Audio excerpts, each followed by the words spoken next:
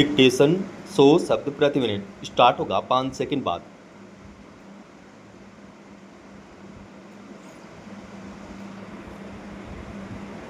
Start. आखिरकार चीन ने दुनिया के सामने यह सच कबूल लिया है कि पिछले वर्ष भारत के ऑपरेशन सिंदूर के दौरान उसने पाकिस्तान की सहायता की थी। यह पहली बार है जब चीन ने इस संघर्ष में अपनी प्रत्यक्ष भूमिका स्वीकार की है।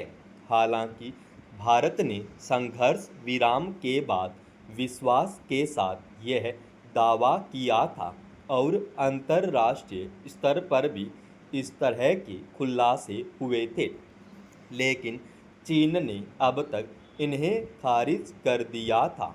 दरअसल चीन वैश्विक जगत को यह दिखाने की कोशिश कर रहा था कि भारत पाक संघर्ष के दौरान उसकी भूमिका एक तटस्थ देश की रही है, मगर चीन और पाकिस्तान की नज़दीकियां किसी से छिपी नहीं है।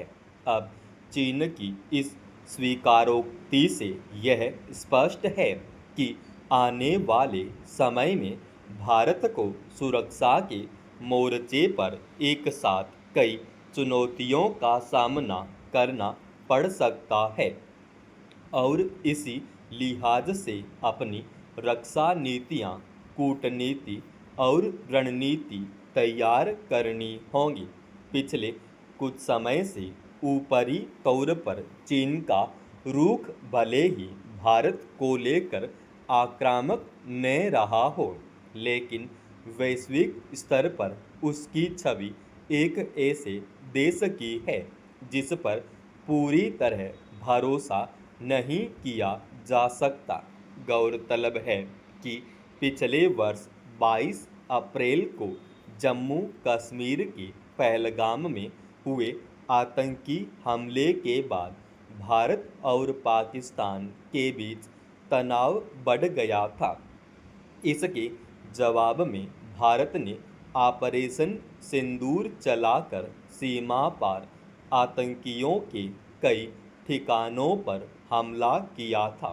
इस कार्रवाई में 100 से ज़्यादा आतंकियों के मारे जाने की खबर आई थी। भारत के उप सेना प्रमुख lieutenant general Rahul R Singh ने पिछले साल जुलाई में यह दावा किया था कि चीन ने इस संघर्ष के दौरान पाकिस्तान को तकनीकी मदद प्रदान की थी। भारत की सैन्य तैनाती की निगरानी के लिए उसने अपने उपग्रहों का भी इस्तेमाल किया था।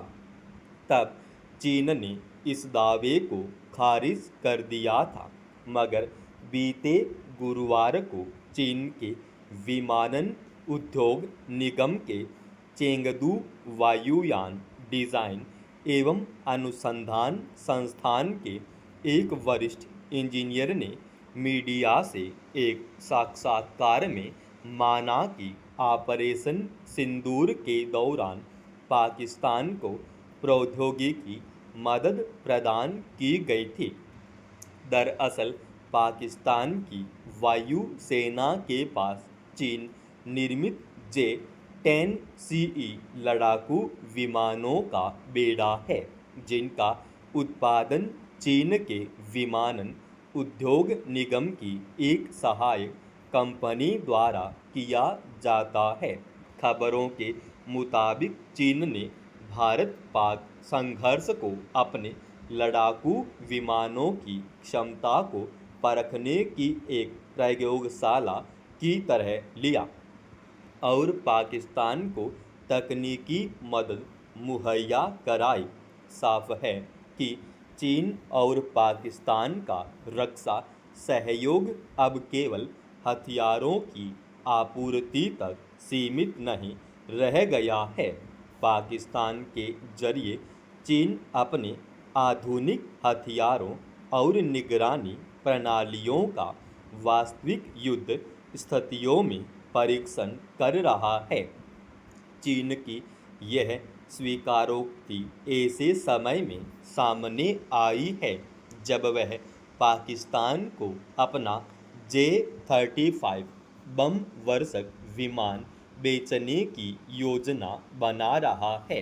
ऐसे में चीन के इस कबूलनामे को अपने लड़ाकू विमानों की पूरी तरह सक्षम दिखाने और उन्हें सैन्य हथियारों के बाजार में ज़्यादा प्रतिस्पर्धी बनाने की रणनीति के रूप में भी देखा जा रहा है।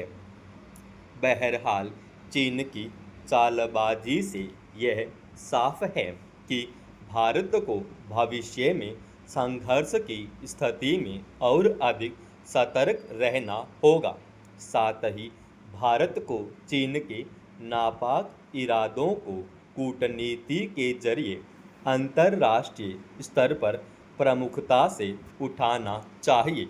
बिहार के पटना में विद्यार्थियों के प्रदर्शन के दौरान राज्य की पुलिस का जैसा रवैया सामने आया है, उसे आम जनता के लोकतांत्रिक अधिकारों के तहत किसी मसले पर सरकार से विचार की मांग के स्वर का दमन करने की तरह देखा जा सकता है।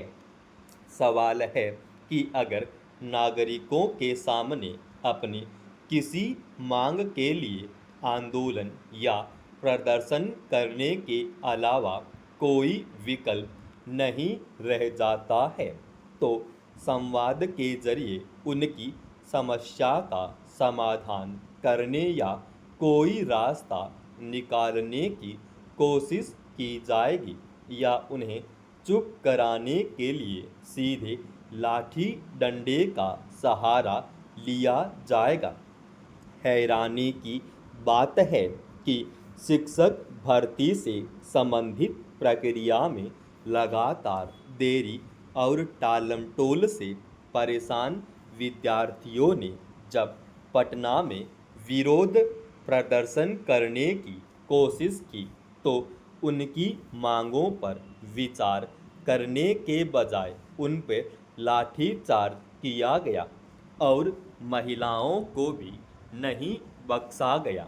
अगर उन्हें रोकना भी था तो पानी की बौछार या कोई अन्य उपाय करने के बजाय बेरहमी से उन पर लाठियां चलाना ही अकेला उपाय क्यों माना गया? राज्य की पुलिस के इस रवैये को क्या किसी भी तरह से प्रदर्शनकारियों के प्रति एक लोकतांत्रिक शासन की प्रतिक्रिया कहा जा सकता है? अगर नागरिकों के किसी हिस्से को सरकार से अपने अधिकार या अन्य मांग करने से इस तरह रोका जाएगा तो उसमें नागरिक अधिकारों की क्या जगह रह जाएगी?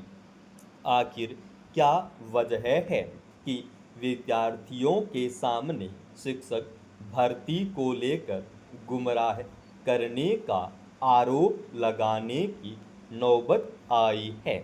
यह कोई पहला मौका नहीं है जब किसी आंदोलन या प्रदर्शन को लेकर सरकार का यह रुख सामने आया है।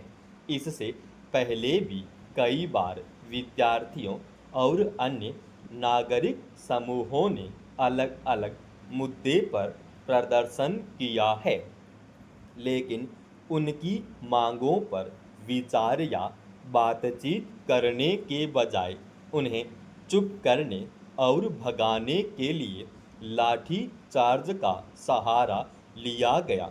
अफसोसनाक यह है कि बिहार में जो पार्टियां फिलहाल सत्ता में है, उन्होंने एक समय जनता की उपेक्षा किए जाने को ही मुद्दा बनाया था।